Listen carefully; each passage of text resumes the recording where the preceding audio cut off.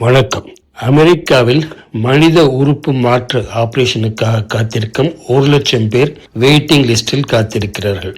காத்து கொண்டிருக்கும் 17 பேர் தினமும் இறந்து கொண்டிருக்கிறார்கள். இந்தியாவில் 5,00,000 பேர் காத்து கொண்டிருக்கிறார்கள். இதயம், கிட்னி ஆகிய மனித உறுப்புகள் பெறுவதற்கு கடுமையான சட்டங்கள் இருக்கின்றன. சரியான மேட்சிங்கள் கிடைப்பதும் அபூர்வம். இதற்கு முடிவு செய்ய ஜப்பான் மனிதனின் ஸ்டெம் செல்ஸை எடுத்து ஒரு பன்றி அல்லது ஆட்டின் கருவுக்குள் செலுத்தி மனிதனை போன்ற ஒரு பிராணியை உருவாக்கும் முயற்சியில் ஈடுபட்டிருக்கிறார்கள். இந்த மனித மிருக கலவைக்குள் மனித உறுப்புகள் வளர ஆரம்பிக்கும். இந்த உயிரினத்துக்குள் மூளை வளர்வதை மட்டும் தடுத்து விடுகிறார்கள். இந்த பிராணிக்குள் மனித உறுப்பு வளர ஆரம்பிக்கும். அவை முதிர்ந்தவுடன் அவற்றில் தேவையானதை எடுத்து தேவைப்பட்டவர்களுக்கு பொறித்தால் உடம்பு ஏற்றுக்கொள்கிறது. ஜப்பான் 2019 உருவாக்கிய சட்டங்கள் மூலம் விஞ்ஞானி ஹிரோமிட்சு நாகாட்சி இந்த ஆராய்ச்சியில் ஈடுபட்டுள்ளார்.